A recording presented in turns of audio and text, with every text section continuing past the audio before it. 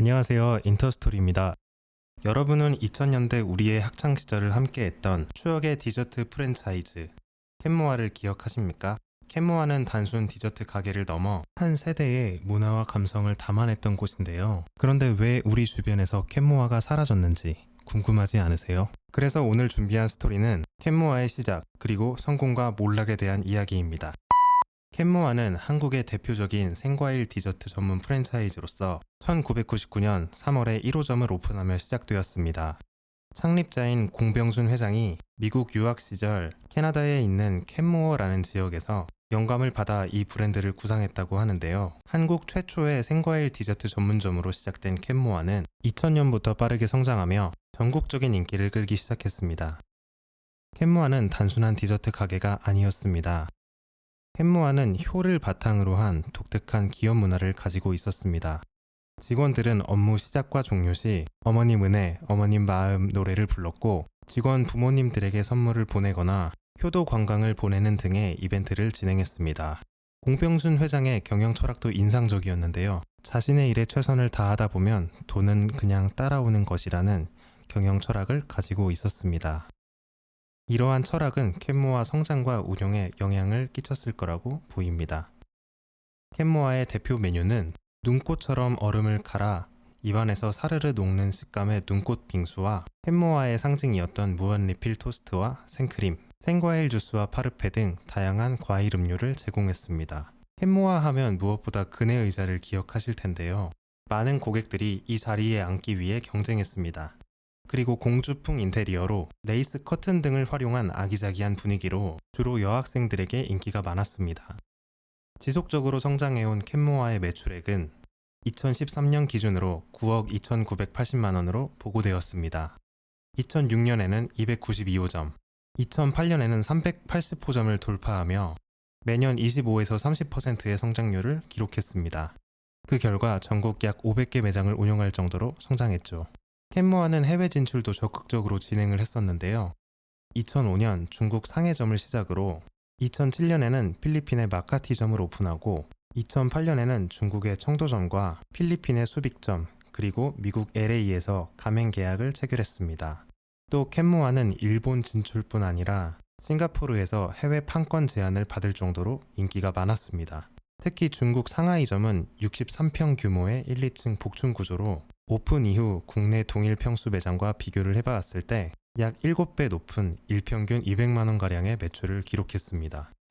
하지만 2000년대 후반 캔모아는 위기를 맞게 됩니다. 커피 프랜차이즈들이 급성장하게 되면서 디저트 중심의 카페 문화가 커피 중심으로 재편되었는데요. 캔모아는 여러 가지 실수로 내리막길을 걷기 시작합니다.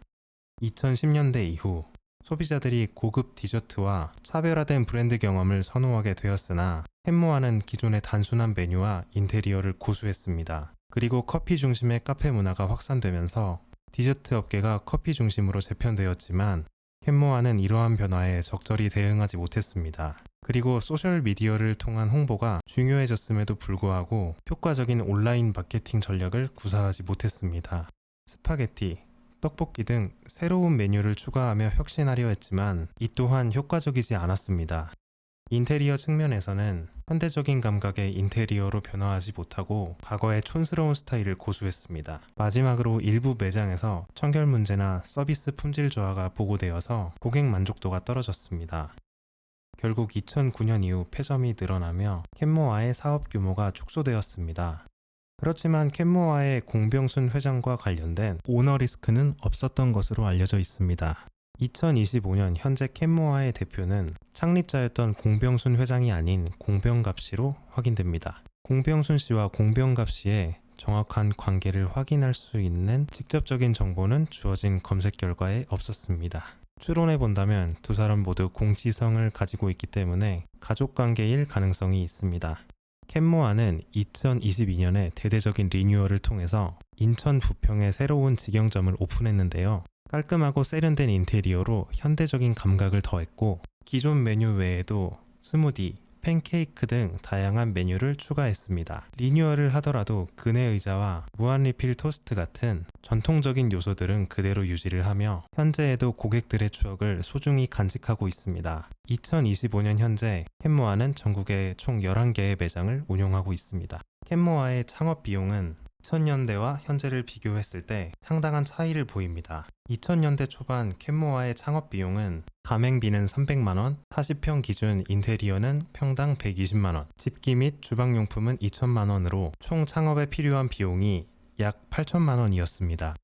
2025년 현재 캔모아의 창업 비용은 가맹비는 770만원, 교육비는 330만원, 보증금은 500만원, 기타 비용 1억 4,710만원으로 총 비용은 1억 6,310만원입니다.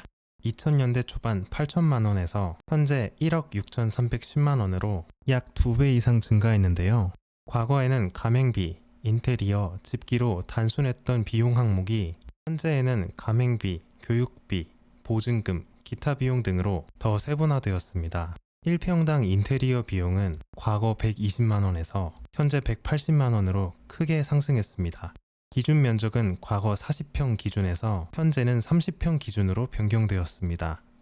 캔모아의 쇠퇴와 커피 프랜차이즈의 급성장에서 얻을 수 있는 중요한 인사이트는 프랜차이즈는 변화하는 소비자 선호도를 파악하고 신속하게 대응해야 하는데요. 디저트 중심의 캔모아는 커피 중심의 카페 문화 변화에 그닥 적절히 대응하지 못했습니다. 그리고 프리미엄화 트렌드를 놓치지 말아야 하는데요. 2010년대 이후 소비자들은 고급 디저트와 차별화된 브랜드 경험을 선호하게 되었습니다. 그리고 인테리어와 분위기도 시대에 맞게 업데이트해야 합니다. 캔모아의 옛날식 인테리어는 새로운 고객층을 유치하는데 실패했습니다. 시장 진입 장벽이 낮아지면서 저가 커피 프랜차이즈 창업의 급증은 캔모아의 시장 점유율을 빠르게 잠식했습니다. 이러한 인사이트들은 빠르게 변화하는 외식업계에서 프랜차이즈가 지속적으로 성장하기 위해 필요한 핵심 요소들을 보여줍니다. 트렌드 변화에 민감하게 대응하고 끊임없는 혁신을 추구하며 명확한 브랜드 전략을 수립하는 것이 중요합니다.